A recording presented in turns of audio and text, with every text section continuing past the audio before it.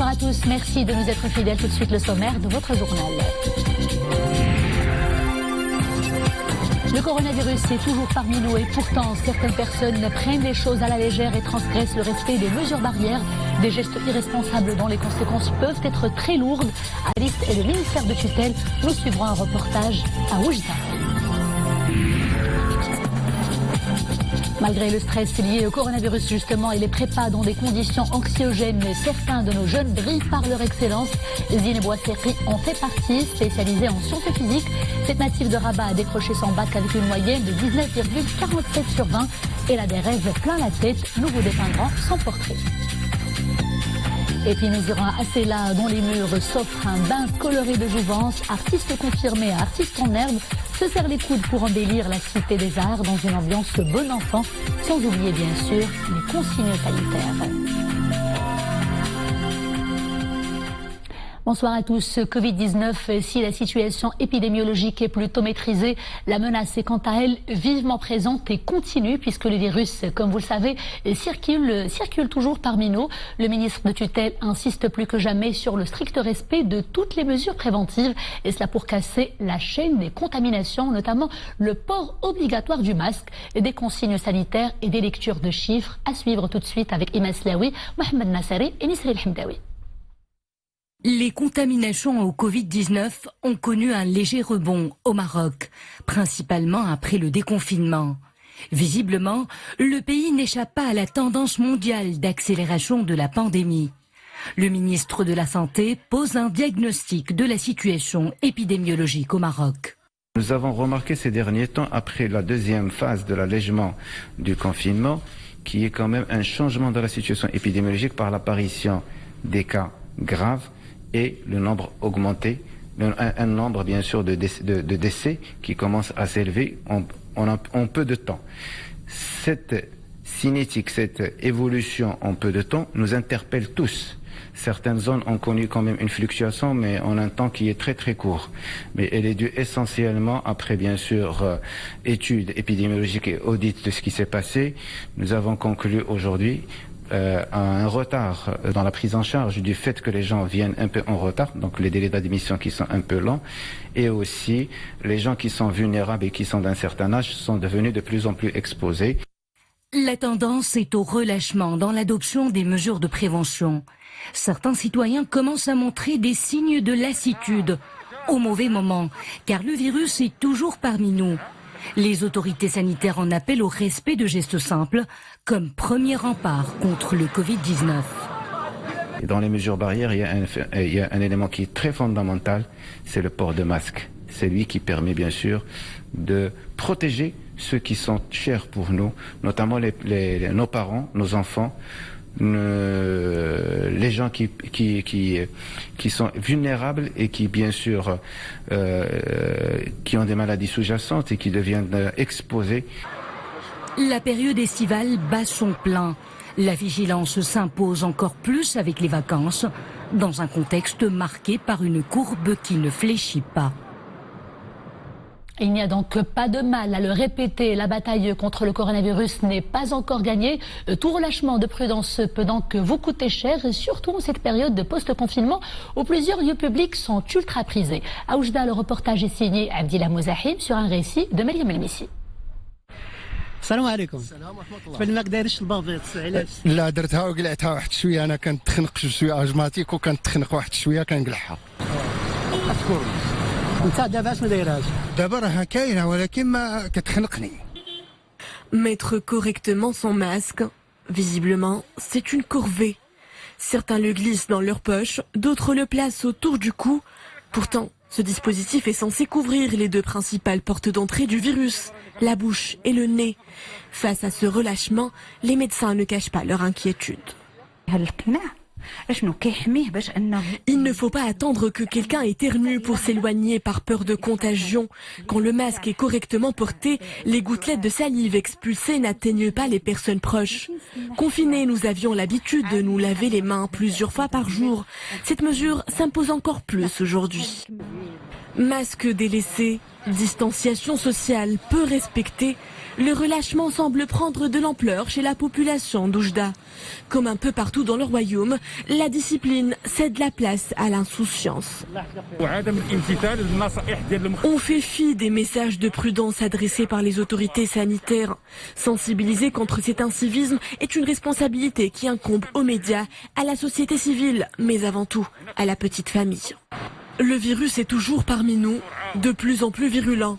Baisser la garde ne le fera certainement pas reculer. 283 nouveaux cas d'infection au coronavirus justement et 144 guérisons ont été enregistrées au cours des dernières 24 heures. Ce nouveau bilan porte à 16 545 le nombre de contaminations et à 13 965 le nombre des personnes totalement rétablies, soit un taux de guérison de 84,4%. Le nombre des morts est passé pour sa part à 263 personnes après l'enregistrement de 4 nouveaux décès aux dernières 24 heures, soit un taux de létalité d'1,6%. À cause du coronavirus, justement, elles sont restées bloquées en Espagne voisine pendant plusieurs mois et s'apprêtent à regagner la mère patrie. Je vous parle des travailleuses saisonnières marocaines de Huelva. Elles seront rapatriées au royaume à partir d'après-demain, samedi. Une opération par voie maritime annoncée par l'ambassade du royaume du Maroc en Espagne, en collaboration avec le gouvernement espagnol et la communauté autonome d'Andalousie. Il profitera à 7100 femmes. Ces ouvrières agricoles ont participé pour rappel à la campagne agricole de Huelva dans le cadre du programme de migration circulaire entre le royaume et la péninsule ibérique. Un conseil de gouvernement s'est tenu aujourd'hui à Rabat sous la présidence du chef du gouvernement. Au début de ses travaux, Saad El Athmani a exhorté les citoyens à passer leurs vacances au Maroc, et cela pour encourager le tourisme domestique, puisque ce secteur clé, comme vous le savez, est pourvoyeur d'emplois par excellence, a été fortement impacté par la crise liée au coronavirus et qu'il continue à en subir les conséquences avec une relance très timide. D'ailleurs, le chef du gouvernement, Saad El Athmani, a suivi un exposé présenté par la ministre de tutelle sur le programme de promotion du secteur touristique. Le chef du gouvernement s'est également exprimé sur les examens nationaux du baccalauréat au titre de l'année 2019-2020, en précisant que ce grand défi a été, je cite, relevé avec brio en présentiel après plusieurs mois de cours dispensés en ligne. Et à la fin des travaux du Conseil du gouvernement, sachez qu'un décret concernant les CDD comprenait les contrats à durée déterminée a été adopté par le Conseil de gouvernement. Zineb Waseqi est une bachelière pas comme les autres. Après plusieurs mois de dur labeur, elle met fin à son parcours de lycéenne avec une prestigieuse distinction. Un parcours sans faute qui lui a valu la meilleure moyenne générale à l'échelle nationale avec, s'il vous plaît, une note générale de 19,47 sur 20. Sa joie est aussi immense que ses ambitions. Samira Souban et Iman Ablou nous brossent tout de suite son portrait. Regardez. Elle est la fierté de sa famille. Zineb Waseqi est un pur produit de l'école de l'excellence. Une moyenne phénoménale de 19,47 dans la branche des sciences physiques et une persévérance qui ne s'est jamais démentie, même en temps de pandémie. Obtenir la meilleure moyenne est un honneur. Ça couronne tout un parcours, des années de travail et d'implication. Depuis toujours, je tenais à être parmi les premiers de la classe pour avoir le maximum de choix pour mes études supérieures. Le secret de mes notes, un planning bien organisé. Je faisais en sorte à ce que je néglige aucune matière. Je diversifiais aussi mes activités pour me reposer et briser la routine. La jeune prodige a pris très au sérieux les épreuves du bac. Elle a mis toute son énergie pour faire de son mieux et maintenir toujours plus haut le cap de l'excellence. Ses parents en témoignent. Depuis son plus jeune âge, ma fille est classée parmi les premiers de sa classe. Elle est persévérante, constante dans ses préparations. Elle travaille vraiment dur et puis elle a confiance en elle. C'est quelque chose que nous lui avons inculqué depuis toute petite. La science, c'est la passion de la bachelière. Entre la médecine et la pharmacie, son cœur balance.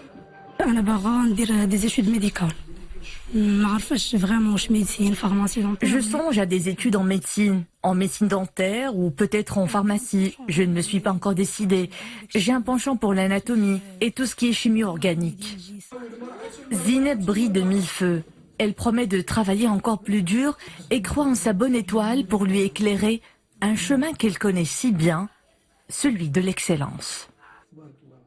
Mille bravos et félicitations à notre jeune bachelière. Et toujours en liaison avec les examens du bac 2020, retenez la mise en place par le ministère de tutelle d'un système d'information dédié au dépôt des plaintes relatives aux éventuelles erreurs ayant entaché les résultats de l'examen national unifié du baccalauréat 2020. Le baccalauréat au titre de la session normale. Si vous faites partie des candidats scolarisés, eh bien, vous pouvez déposer votre plainte via l'espace Moutamedris du système Massar sur le site qui s'affiche à l'instant même à l'écran. Et puis concernant les candidats libres, eh bien, ils peuvent accéder au système à travers leur compte au niveau du système des candidatures libres qui s'affiche à l'instant sur votre écran. Un précieux bol d'oxygène à l'emploi dans la région de l'Oriental en marge du Salon international des centres de contact et d'appel au Maroc tenu il y a quelques jours à Oujda. Des conventions ont été signées pour la création de 1600 postes d'emploi. L'occasion pour les jeunes diplômés de la région de s'initier au métier de l'offshoring, un secteur qui, comme vous le savez, qui devient une véritable locomotive pour l'emploi. Rachid Latabi et Mriam El-Missi. Loin de Rabat et de Casablanca, c'est à l'extrême nord-est du royaume que ces deux grands opérateurs spécialisés en externalisation de services ont choisi de planter leur étendard. Deux conventions signées pour de nouvelles plateformes offshoring à Oujda. Notre investissement est autour d'un site d'un peu moins de 100 positions dans Oujda Centre et l'objectif est d'employer à peu près entre 400 et 500 personnes à horizon de 12 à 24 mois, qui ferait que ces employés qui rejoindront l'entreprise travailleront 1 jour par semaine sur le site et 4 jours chez eux à la maison. Notre planification d'ici la fin d'année vise l'emploi de 160 jeunes de la région. Et à 2021, arriver, Inch'Allah, à l'emploi de 820 jeunes, Inch'Allah, qui auront leur chance pour travailler dans le domaine de l'offshoring, moyennant un dispositif de formation, accompagnement, qui va leur permettre de mettre le pied dans ce secteur. En bureau et à distance, les collaborateurs recrutés devront assurer 80% de leur mission en télétravail. Ce projet pilote, si couronné de succès, permettra de générer de l'emploi dans des zones éloignées de l'Oriental, région où le chômage des jeunes affiche des taux élevés. Nous sommes contents de cette voie prise. Elle correspond bien à l'esprit de la région, de l'Oriental, où nous disposons de potentialités énormes. Nous avons une université avec 120 000 étudiants. Et donc nous pensons que c'était la voie à choisir pour essayer de résorber le maximum de chômage. À l'horizon 2021, pas moins de 1600 postes d'emploi seront créés, une nouvelle dynamique insufflée à la tranche active dans la région. Covid-19 oblige, le Moussem culturel d'Assela n'a pas eu lieu cet été.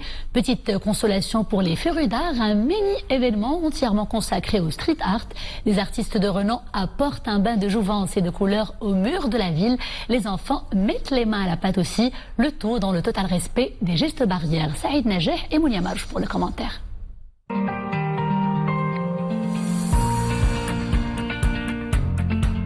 Il suffit d'un pot de peinture et d'un pinceau pour donner libre cours à leur imagination et transformer les murs blancs d'Assila en des œuvres artistiques.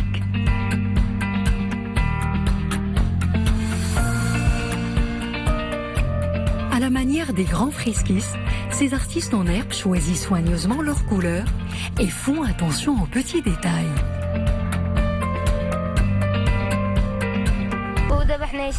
Je suis très heureuse, j'ai pu réaliser une fresque murale avec mes collègues.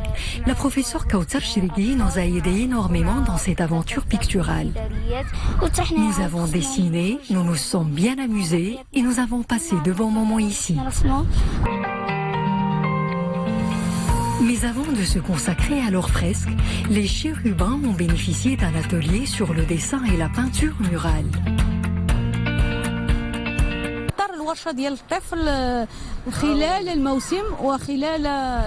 Nous veillons à inculquer aux enfants les techniques élémentaires de l'art plastique. Nous les considérons comme de futurs artistes. Ils étaient tous motivés et impliqués. وكان هو جداريات ديال الفنانين ديال أصيلة. Quoi de mieux que ces couleurs vives pour embellir la cité blanche en ces temps particuliers et apporter une bouffée d'oxygène à ses habitants.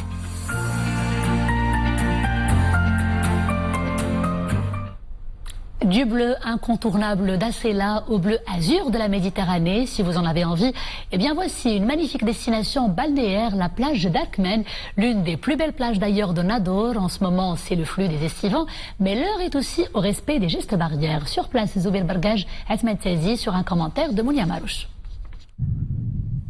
Sous un ciel bleu et une température estivale, la vie reprend ses droits sur cette plage Akmen de Nador. Petits et grands profitent de la beauté du littoral, mais cette année, la baignade est conjuguée à une bonne dose de prudence. Nous sommes venus de Fès, la plage est propre et les estivants font preuve de beaucoup de civisme. De l'autre côté, nous respectons les gestes barrières. Les enfants ont retrouvé la liberté et là ils profitent de la baignade. Nous portons tout le temps nos masques, même s'il n'y a pas mieux que la plage pour respirer de l'air frais. Après 3 mois passés à la maison, nous avons pu respirer de l'air marin. Nous prenons toutes nos précautions. Difficile de résister à l'appel de la bronzette, mais rien ne se passe comme avant. Chaque estivant doit désormais respecter son carré de sable, 4,5 mètres qui le sépare de son voisin de parasol.